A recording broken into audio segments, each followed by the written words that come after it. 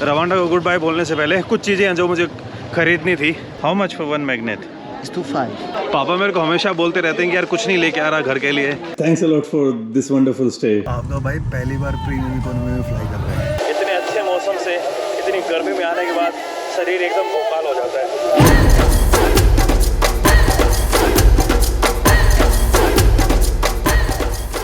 Good evening guys और स्वागत है आपका एक और नई वीडियो में।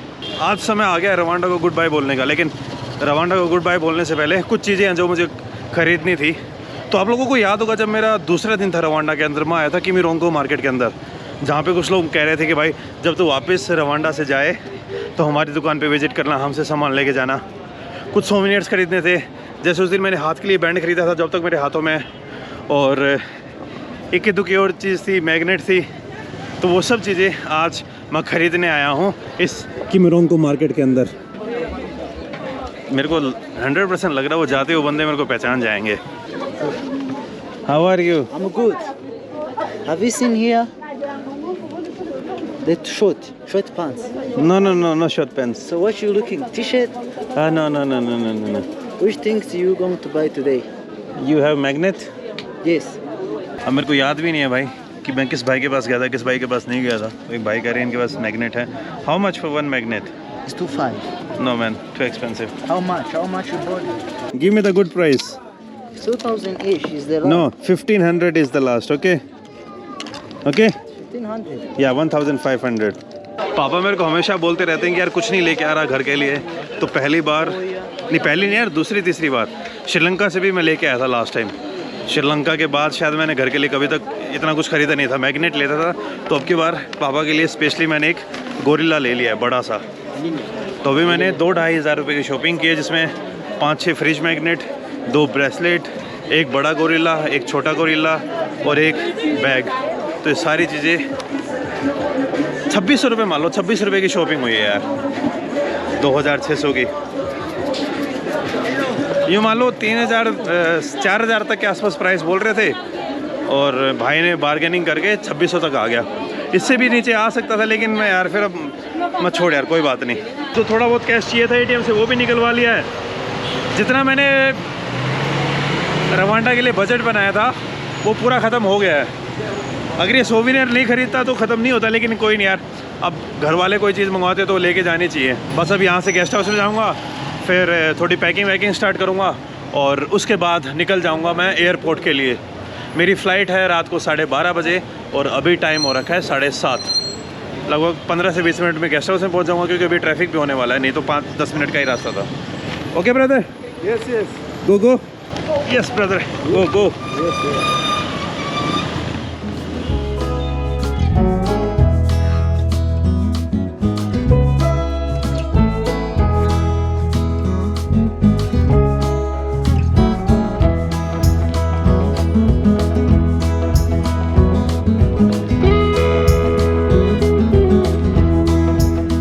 वापस से गेस्ट हाउस के पास पहुंच गया हूँ। अब पैकिंग स्टार्ट करूँगा, और भाई ने मुझे यहाँ पे उतार दिया है। इसके बाद बस एक टैक्सी और लेनी है मुझे, जो मुझे एयरपोर्ट तक छोड़ देगी। यहाँ से लगभग 1500 से 2000 फ्रैंक उसके लगेंगे। 2000 हो गए $2, यानी 150 रुपये। तो रवांडा के अंदर जब भी आप आ रहे हो, इट्स गुड कि आप बाइक टैक्सी से बहुत अच्छी तरीके से ट्रैवल कर सकते हो। और अगर आप बाइक पे ट्रैवल करना चाहते हो तो बाइक भी रेंट आपको ईजिली मिल जाएगी।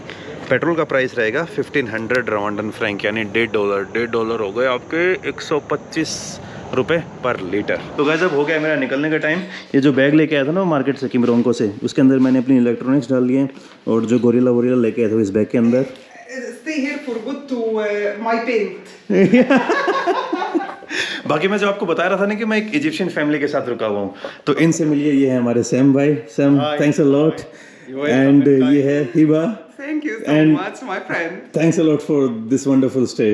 I hope I can host you again. Yeah, for sure. Welcome. तो अगर आप कभी भी रवांडा में आते हो और किगाली में लैंड होते हो, तो मैं यहाँ की जो लोकेशन है और यहाँ के इनके जो कॉन्टैक्ट डिटेल्स है मैं शेयर कर दूँगा। आप डायरेक्टली यहाँ पे आ सकते हो, आपको बहुत मस्त मज़े आएंगे यहाँ पर। And Hiba, you are a great cook.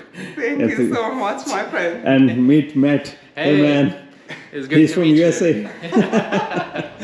Okay, and thanks a lot, guys. Thank you. It's been a great time with you guys. Soon, inshallah. And the good thing is कि आप यहाँ पे ना, ऐसा ही नहीं कि सिर्फ यहाँ पे आपको खाना अच्छा मिलेगा और रहने वाली बात, यहाँ पे आप इनके साथ बातें करके भी बहुत मजे आ जाएंगे. So I am saying that we are having a like great conversation. It was amazing. We were talking about everything from religion, from politics to everything. Okay, guys. Bye, guys. Like in Rwanda. Inshallah. See you. Thanks, man. Take care. Yeah. शुक्रान हबीबी. Bye bye. Bye bye. अब मैं निकल रहा हूँ यहाँ से airport की तरफ. ये थे हिबा और सैम, जिनके साथ मैं 3 दिन रुका इनके गेस्ट हाउस में. गेस्ट हाउस भी अच्छा है, ये लोग भी मस्त हैं. मतलब यार मैं इनके पास इनके साथ बैठ के बहुत रिलीजन को मैं इनके साथ खुले में डिस्कस कर रहा था. एंड वो अपने इजिप्ट की प्रॉब्लम्स बता रहे थे कि भाई हमारे इजिप्ट में भी जो रिलीजन को लेके किस टाइप की प्रॉब्लम हो रही है और वो सब. तो बहुत मस्त बंदे हैं. अगर आप यहाँ पे आओ तो इनके साथ रुकिए और आपको बहुत मस्त एक्सपीरियंस होगा. और अब मैं निकलता हूँ एयरपोर्ट की तरफ. आगे उधर एक टैक्सी ढूंढनी पड़ेगी मुझे. 20 मिनट्स. ओके, 20 मिनट में हम एयरपोर्ट पे पहुँच जाएंगे.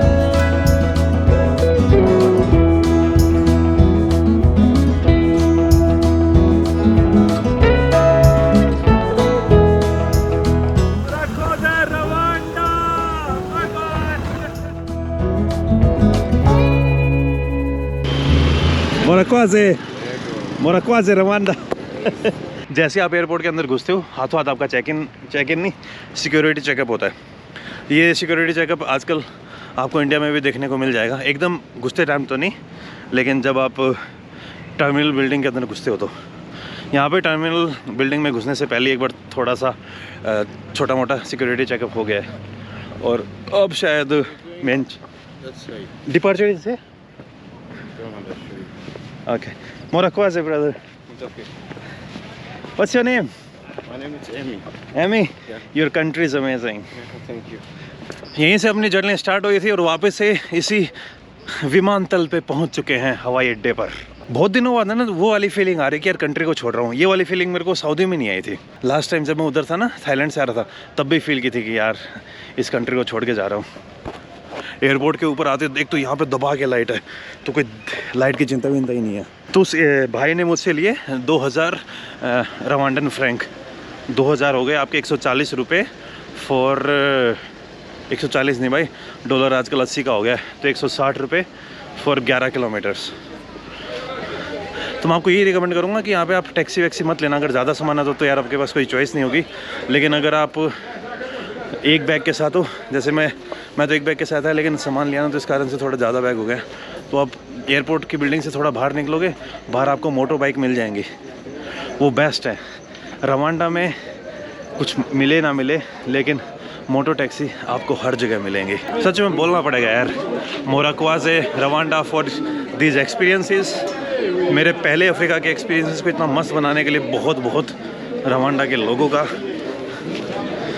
इन लोगों ने पास्ट में बहुत सारी चीज़ें सही हैं, लेकिन फिर भी उनसे रिकवर कर लिया, तो it's a very good thing. Check in area में आ गया हूँ और भाई पता नहीं यार, जो भी लोग हैं यहाँ पे मस्त तरीके से मैं उनको बोल रहा हूँ कि यार आपकी कंट्री मस्त है. बस अभी यहाँ पे चेक इन करूँगा अपनी दुबई वाली फ़्लाइट का, और उसके बाद 2-3 दिन बाद फिर अगली कंट्री में जाना है. लेकिन उस कंट्री में मैं शुभम के साथ जा रहा हूँ. इमिग्रेशन क्लियर हो गया, चेक इन हो गया, गेट के ऊपर पहुँच गया हूँ और 1 घंटे के अंदर फ़्लाइट टेक ऑफ भी हो जाएगी. आधे घंटे में शायद बोर्डिंग स्टार्ट हो जाए. जो हमारा गेट है वहाँ पे आ गया हूँ मैं. अभी जस्ट थोड़ी देर पहले ही 11:30 बजे की 11:40 की फ़्लाइट है मुंबई की, और 12:30 बजे की मेरी फ़्लाइट है. डायरेक्ट मुंबई जाती है रवांड एयर.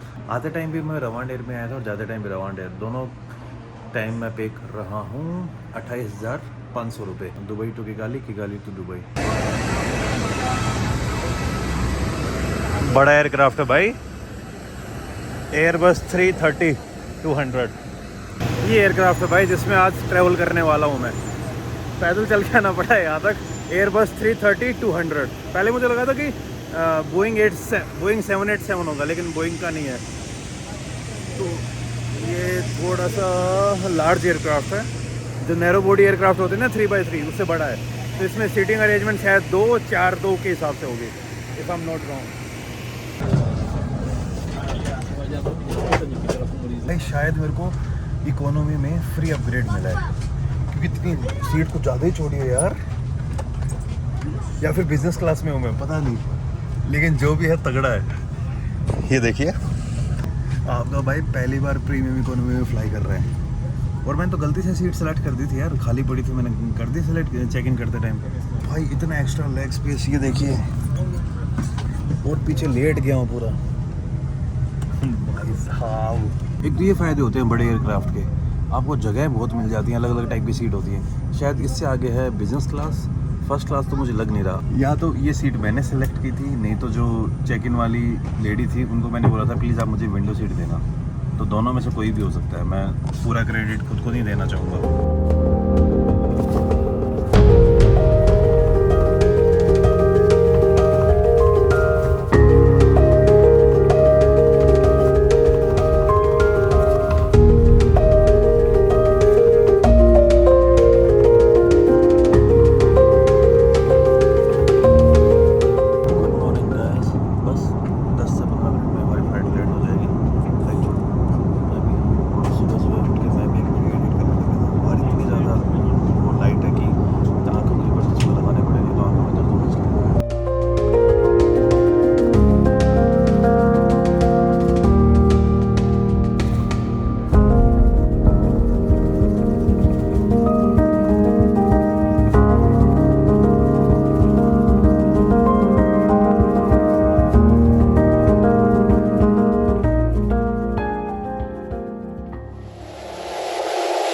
अच्छे मौसम से इतनी गर्मी में आने के बाद शरीर एकदम भोकाल हो जाता है। इधर बेल्ट के ऊपर सामान का वेट हो रहा है, बेल्ट अभी चालू ही नहीं हुई है। इधर मैं एक वीडियो एक्सपोर्ट करके उसको अपलोड करने की कोशिश कर रहा हूँ, और थोड़ी देर में पहुँच जाऊँगा मैं शुभम के पास। शुभम अभी घर पे ही है और अनु होगी ऑफिस के अंदर, और 2-3 दिन बाद हम दोनों को एक और कंट्री के लिए निकलना है। बहुत दिनों बाद हम साथ ट्रैवल करने वाले। लास्ट हमने ट्रैवल किया था ताजिकिस्तान के अंदर, तो ये अगली जो ट्रिप है इसमें आप मेरे को और शिवम को एक साथ देखने वाले हो।